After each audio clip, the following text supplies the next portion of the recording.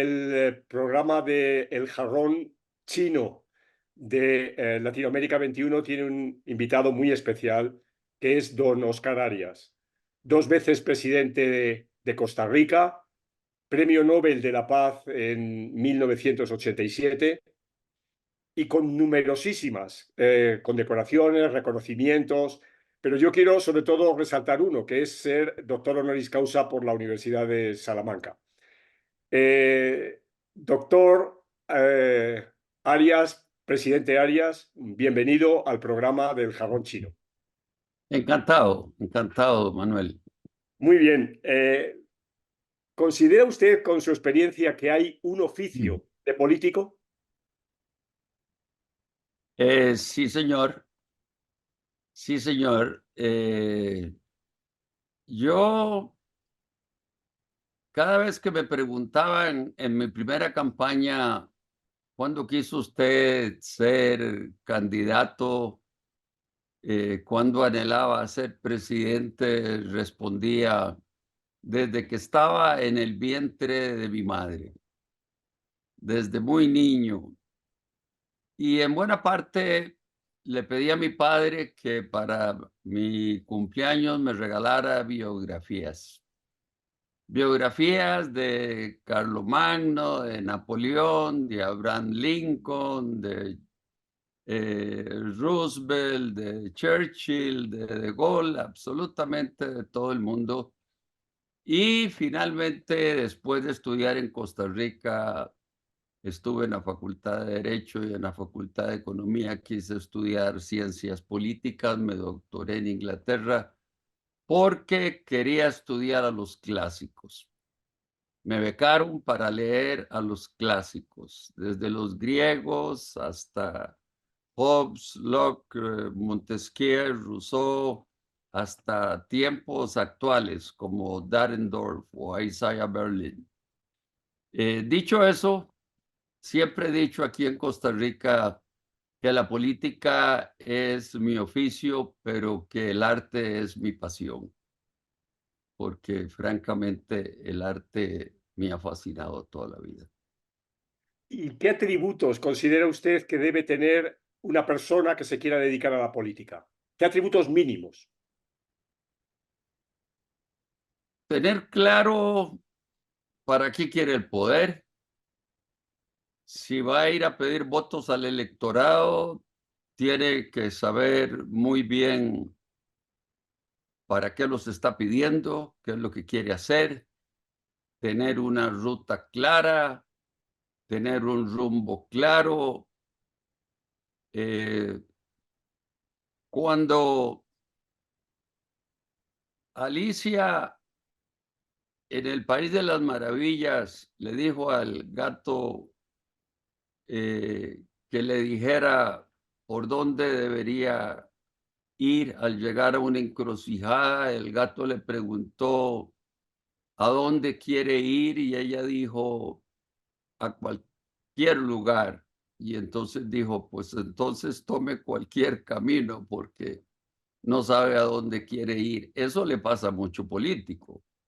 Entonces, me parece que tiene que saber para qué quiere el poder. Segundo, tiene que aprender, que ha sido mi norma toda la vida, a entender que la política es educación, que la política es cátedra, que a la gente hay que decirle lo que debe saber y no lo que quiere escuchar.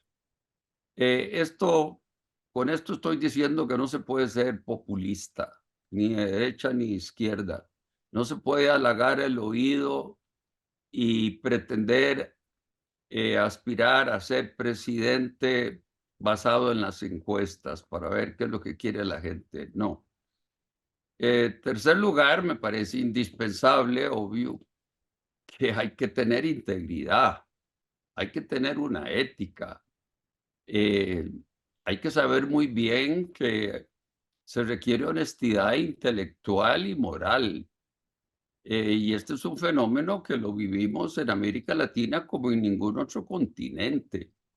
El montón de corruptos que han llegado al poder, ver uno un gran número de expresidentes en la cárcel o fugados de la justicia de sus propios países. Esto es algo muy lamentable. Nosotros, desde hace mucho tiempo, me invitó Helmut Schmidt a pertenecer a un grupo de ex jefes de Estado de todas partes del mundo. Él lo lideraba con Giscard d'Estaing en los 70s y el ex primer ministro Fukuda. Y nunca se me olvida que me preguntaba, ¿por qué es que en América Latina hay tanta corrupción? Y viera qué vergüenza me daba, don Manuel, porque por eso nos conocen. Entonces, si uno quiere aspirar a servirle a un país, lo primero que tiene que saber es que los dineros que va a manejar no son de uno, son públicos y por eso son sagrados y por eso hay que manejarlos con muchísimo cuidado, con mucha prudencia. Y creo que podríamos hablar de muchas otras virtudes, pero no Sí. me quiero extender. Hay un punto que especialmente me interesa y es la vinculación de las personas que se han dedicado a la política hasta prácticamente nuestros días con el mundo de los partidos políticos, ¿no? Es su propio caso, ¿no? Su matrimonio con el Partido de Liberación Nacional es un matrimonio político fundamental, ¿no? Para entender también su carrera política. Hoy esto está cambiando, ¿no? ¿Le parece, esto lo ve usted con preocupación o cómo es el signo de los tiempos? ¿Cómo ve usted el signo de los tiempos en la relación entre políticas y partidos? Yo creo que más y más la gente vota por la persona y no por el partido. La verdad es que los costarricenses me honraron haciéndome presidente 2 veces y si el partido aparecía con 35% de apoyo, yo siempre sacaba más del 45. De tal manera que tenía que tener apoyo de otra gente, de otros partidos que estaban dispuestos a apoyarme, porque les gustaban mis ideas, porque creían que estaba preparado para ejercer la presidencia, porque no dudaban de mi honestidad, como le decía, de mi integridad y, y porque no engañaba a nadie. Siempre decía las cosas que tenía que decir, aunque fueran impopulares. Y la verdad es que las dos causas que me llevaron a mí a ser presidente eran impopulares. Pero en eso consiste el liderazgo, en convertir lo impopular en popular, en lograr convencer a la gente que lo que uno le está ofreciendo es lo que más le conviene al país.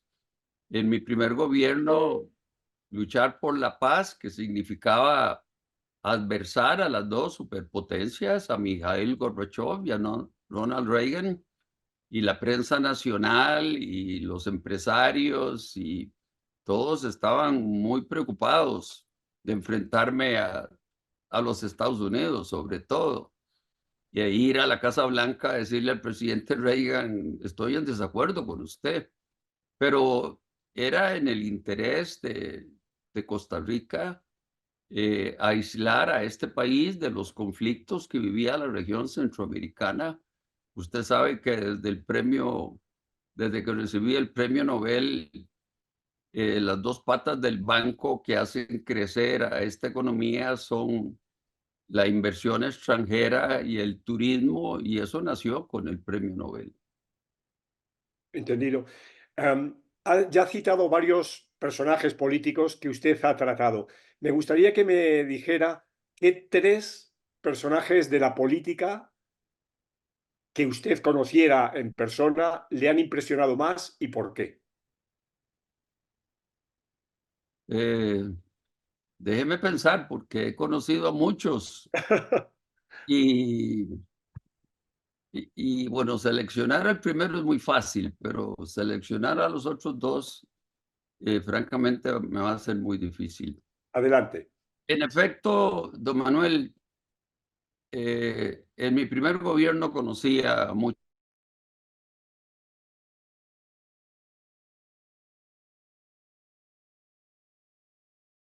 y conocí, era una causa universal, mundial.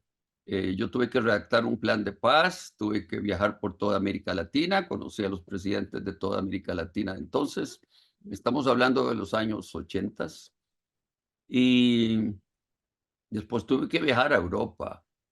Y en Europa conocí a Helmut Kohl, conocí a Margaret Thatcher, conocí a Felipe González, conocí a François Mitterrand, conocí al Santo Padre entonces, y a Mario Suárez en Portugal. En fin, viajé por todo el continente europeo, gente brillante, Felipe González, por ejemplo, brillante, eh, pero la persona que más me impresionó lo conocí después de haber salido de mi primera presidencia, y ese señor se llama Helmut Schmidt. Helmut Schmidt y yo nos hicimos muy amigos. Helmut Schmidt es el líder de esa generación. Conocí a Willy Brandt y conocí a Helmut Kohl y a Hans-Dietrich Genscher, todos alemanes, pero Helmut Schmidt era economista de profesión, conocía de música, grabó discos como músico, conocía de literatura, conocía de filosofía, eh, conocía de historia y nos daba unas clases magistrales sobre un horizonte muy amplio, que era el mundo entero, excepto América Latina, que decía yo, lo escucho a usted, porque de América Latina no puedo hablar nada porque no sé nada, pero sí nos hablaba de todos los otros continentes. Otra persona que conocí ya en mi segundo gobierno, que sin duda alguna es una persona sumamente talentosa, aunque no se atrevió a hacer las cosas que tenía que hacer, debo decirlo, es Barack Obama. Pero en cuanto a su inteligencia, no hay duda de que es una persona brillante. Me llevé muy bien con él. eh, y es que en las reuniones de presidentes hemisféricas, yo me enfrenté muchas veces a los dictatorzuelos de América Latina, ¿verdad? Que los teníamos entonces, del 2006 al 2010, y que todavía los seguimos teniendo.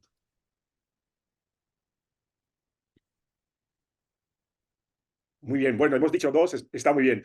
Cuando usted dejó la política, ¿se consideró en ese momento o empezó a considerarse en ese momento un jarrón chino?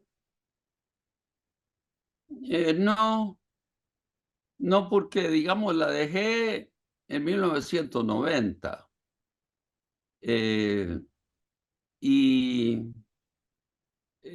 seguí teniendo influencia en lo que pasaba en mi país y en Centroamérica, aunque me dediqué a otras cosas. Eh, Hay poca gente que sabe que me dediqué convencido de que el armamentismo que hemos vivido desde hace muchos años es la peor lacra que tiene la humanidad, el gasto más perverso que uno se puede imaginar, el gasto más inmoral que uno se puede imaginar, cuando hay miles de hombres y mujeres y niños muriendo con el estómago vacío de hambre, estar alimentando a los ejércitos es algo inmoral.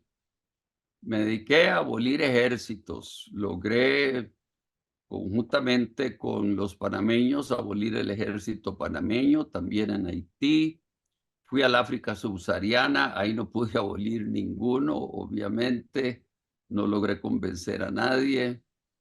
Eh, Después me quedó muy marcado algo muy costarricense, que es la bendición de no tener ejército. Y por eso luché por la desmilitarización. Redactamos en la Fundación Arias para la Paz un código de ética sobre la transferencia de armas. Hice una reunión a finales del siglo pasado en Nueva York con montones de premios Nobel de la Paz y transformamos ese código de ética en un tratado que finalmente las Naciones Unidas, después de trabajar durante muchos años convenciendo a gobiernos y a secretarios generales de Naciones Unidas, desde Pérez de Cuéllar y Kofi Annan, Ban Ki-moon, etcétera, en el 2013, la Asamblea General aprobó el Tratado sobre el Comercio de Armas, en inglés Arms Trade Treaty, y hoy está en vigencia con una secretaría en Ginebra. Eso me parece que para Costa Rica es sin duda alguna eh, la herencia más importante que ha dejado Costa Rica o la diplomacia costarricense eh, en el mundo. Está muy bien. Don Oscar, hoy, 2024, ¿qué problemas políticos le preocupan más, globalmente hablando? Las guerras, la carrera armamentista, la falta de liderazgo, eh, la desviación de recursos a armas en lugar de utilizarlos en llenar las necesidades humanas. Eh, Comencemos por la falta de liderazgo. Eh, ¿A dónde están los Churchill, los Eisenhower, los de Gasperi, los de Gaulle hoy en día, los Franklin Delano Roosevelt? No existen, no existen.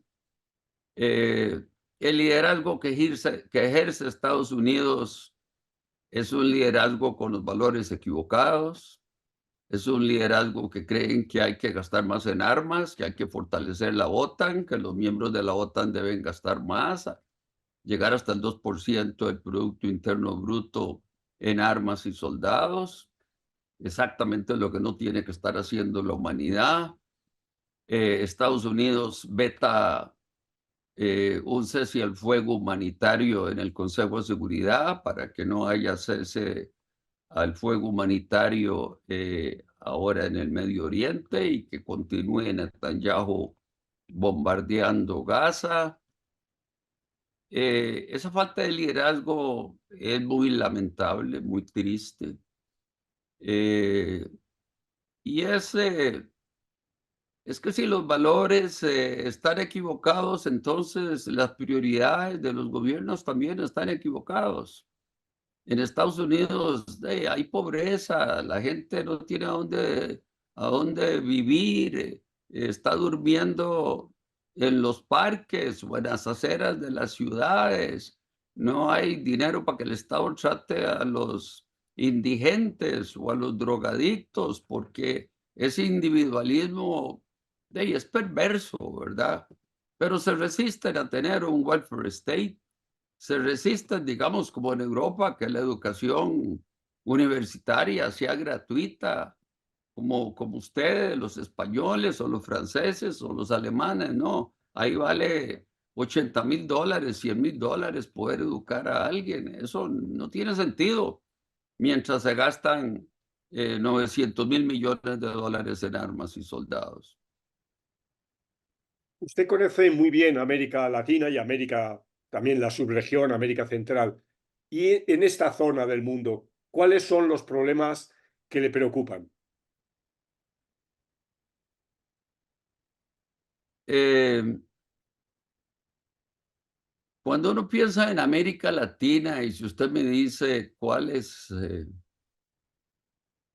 son los problemas o qué deberíamos estar haciendo nosotros hoy en día, yo sé que si todo es prioritario, nada es prioritario, pero son muchas cosas las que tenemos que hacer que no hemos hecho. Podría enumerar algunas. Para comenzar, tenemos estados muy débiles. Se requieren estados fuertes, no grandes. pero sí estados fuertes. Y eso es muy difícil de conseguir en América Latina porque las instituciones democráticas son muy débiles. En parte porque son nuevas, porque no se han consolidado, por la razón que sea, pero las instituciones son débiles y por eso vemos cómo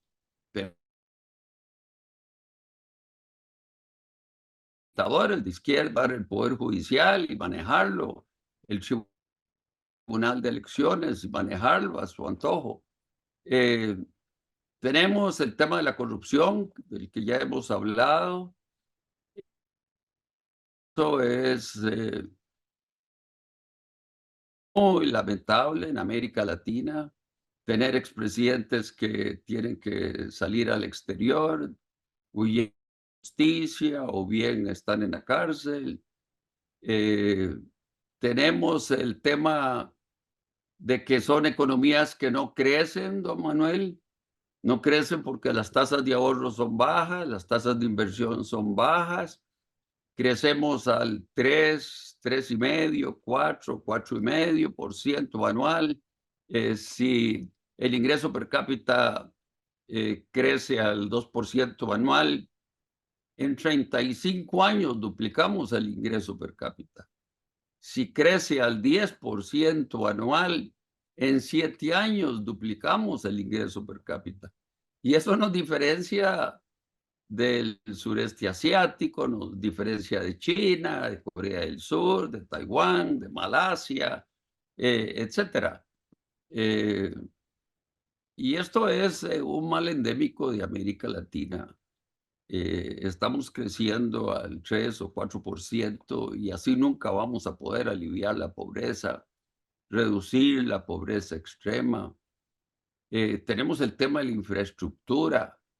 Mientras China invierte, qué sé yo, 6 veces más que América Latina como promedio en infraestructura, vial, ferrocarriles, aeropuertos, lo que usted tenga en mente, pero bueno, estamos con un rezago muy grande en todo lo que es infraestructura.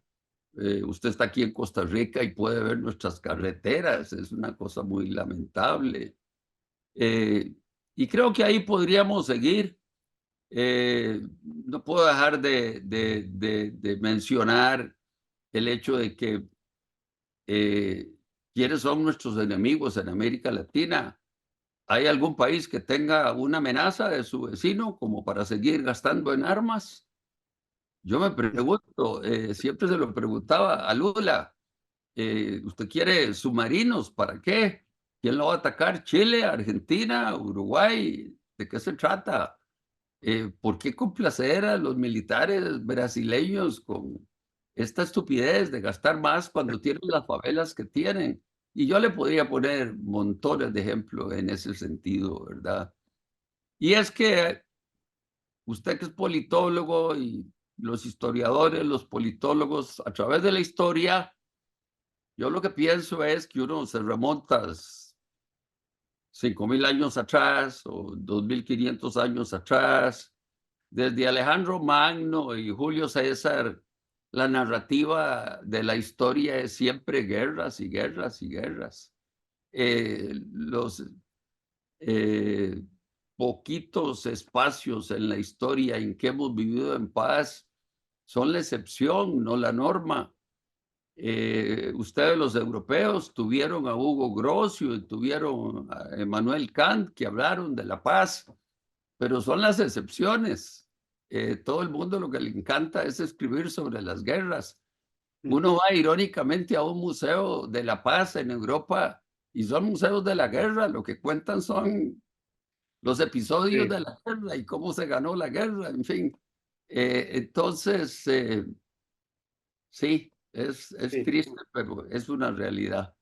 La Don paz Oscar, es la don excepción. Oscar, para ir concluyendo, en Costa Rica están pasando anualmente más de 500,000 de personas que provienen de Panamá, que provienen del Darién y que van hacia el norte. ¿Cómo percibe usted este escenario? De cara a Costa Rica, pero de cara a la región de cara a un problema global como es el tema de la inmigración? Eh, este es un problema que no tiene solución. Eh, es muy triste decir esto que le estoy diciendo.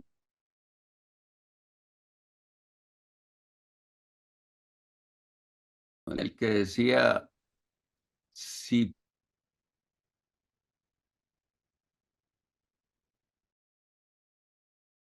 toda persona, eso significa que no habré.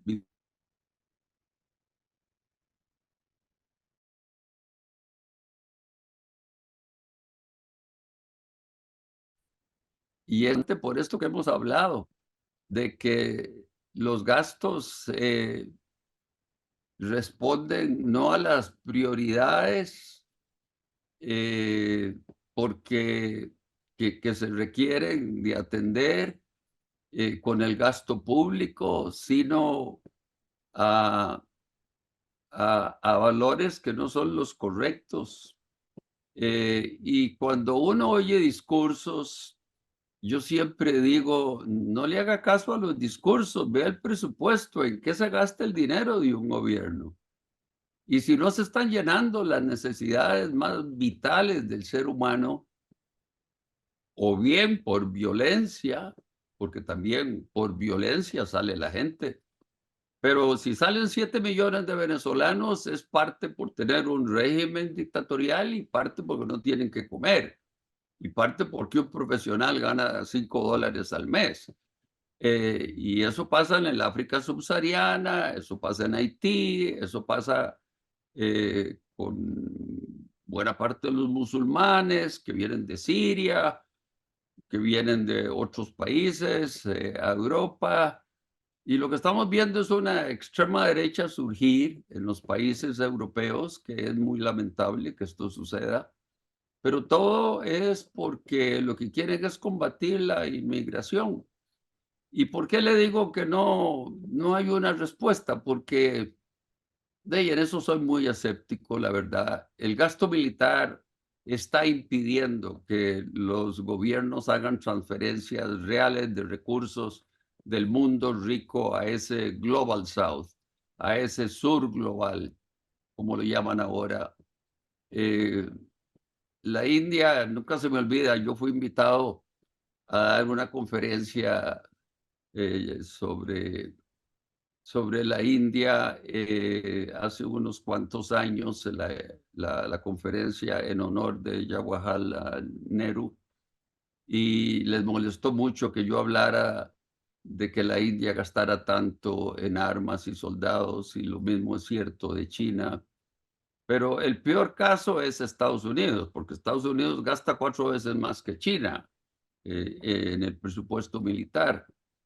Pero si no llenamos las expectativas de la gente pobre, desde hace 50 años vengo repitiendo una frase: la pobreza no necesita pasaporte para viajar. De tal manera que si tienen que pasar por el Darién y pasar por Costa Rica y continuar hasta México, eso va a seguir ocurriendo, a menos que los países ricos, en lugar de gastar en armas, gasten en cooperación con los países más pobres de la humanidad, del planeta.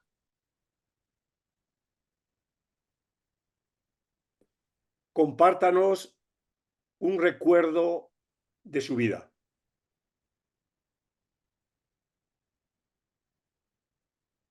Bueno, puede ser una caricatura lo que le voy a decir, pero el día que me anunciaron que había ganado el Premio Nobel de la Paz fue un día muy especial para mí.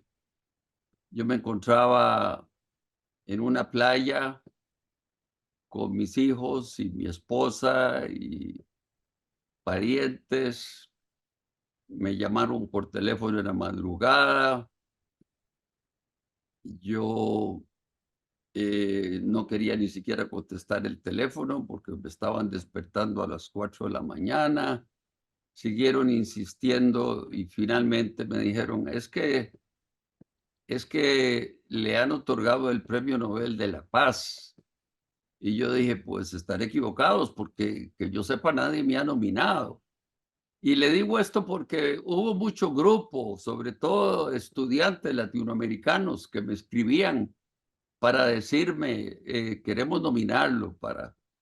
Y usted posiblemente no sé si lo sabe, don Manuel, el 31 de diciembre es la fecha, de enero es la fecha límite para una nominación para ese año. De tal manera que yo recuerdo estar en Harvard dando una conferencia en el año 87, por ahí de marzo, y me decían, queremos nominarlo. Y yo le decía, bueno, para el año 88, porque ya pasó la fecha del 31 de enero. Y entonces yo estaba totalmente incrédulo de que eso pudiera ser así.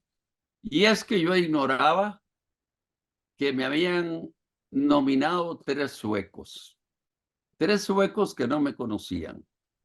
Y si los suecos no existieran, habría que inventarlos, porque de ahí, francamente, yo vivo agradecido con los suecos que me nominaron y los noruegos que me dieron el mismo año que me nominaron el Premio Nobel de la Paz. No porque habíamos logrado nada aquí en Centroamérica, pero sí era una señal para el mundo que lo que estaba haciendo mi gobierno era lo correcto. Pues muchísimas gracias, don Oscar. Gracias por su magisterio, gracias por su tiempo para Latinoamérica 21. Seguimos en contacto. Encantado.